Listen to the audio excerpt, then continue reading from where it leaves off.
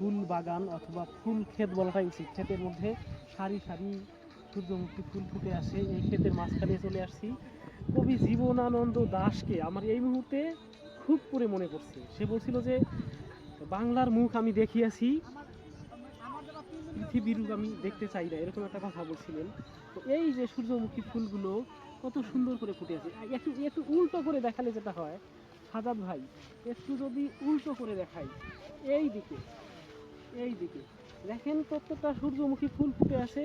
এবং আমি এখন পশ্চিম প্রাতে দাঁড়িয়ে আছি, আমার পিছনে ওই লাল সূর্যটা ডুবছে ডুবছে, হয়তো বা 10 মিনিট পরেই আমরা সূর্যাস্ত দেখতে পাবো এই জায়গা থেকে।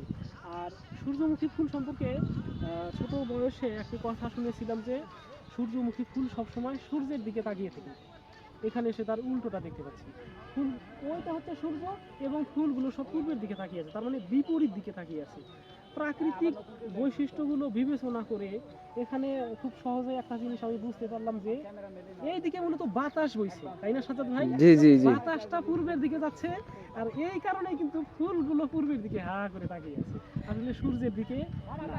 গত 2 দিন আগে যখন আমি কলাপাড়া থেকে বাবলাতলার উদ্দেশ্যে আসলাম, অটো রিক্সাতে ছিলাম, ভোরবেলা মানে 6টার দিকে, তখন কিন্তু দেখতে পাচ্ছিলাম যে ফুলগুলো সব পূর্বের দিকে অর্থাৎ সূর্যের দিকে তাকিয়ে আছে এবং সেই ফুলগুলোর উপরে শিশির বিন্দু জমে আছে।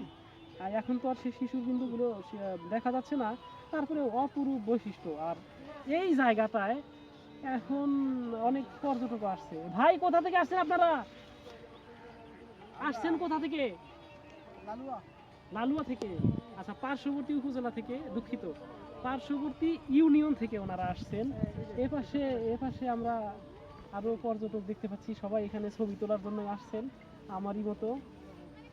আরেকটা জিনিস একটু খেয়াল রাখা উচিত যে ফুলগুলো যেন কোনোভাবেই আমাদের পায়ের আঘাতে ভেঙে না পড়ে। যদি ভেঙে পড়ে যায় কৃষক, এই যে এখানে একটা 12টা বেজে গেছে, সাধারণত এটা কিন্তু গাছটা পড়ে আছে, ফুলটা নাই নাই, হয়তো কেউ ছিঁড়ে নিয়ে গেছে, বড় একটা অন্যায় করে ফেলছে। না, আরো আছে তো অন্যরকম, এই যে যেমন এখানে। তারপরে কোথায় যেন দেখলাম যে একটা ফুল দিচ্ছে, এই যে দেখে এটা কি 12টা বেজে গেছে গো।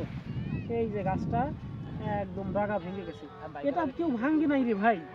এটা হচ্ছে যে ওজনটা ধরে রাখতে পারে নাই, কুলাইতে পারে নাই, বেশি যার হয়ে কারণে গেছে। এটা ভেঙে পড়ে গেছে। তাছাড়া এটা কেউ ইচ্ছা করে ভাঙে নাই, ভাঙার কথাও না। এই যে এটা কিন্তু ফুলটার ওজনটা সহ্য করতে পারতেছে না, যার কারণে একদিকে হেলে পড়ছে। মনে হয় বেশি দূর মানে টিকে থাকবে না, এটা একসময় ভেঙে পড়বে। সূর্যমুখী বাগান থেকে পটুয়াখালী জেলা কলাপাড়া উপজেলার এই প্রত্যন্ত গ্রাম থেকে, এই প্রত্যন্ত বাংলা থেকে, চিরাচরিত বাংলা প্রকৃতির বুক থেকে সবাইকে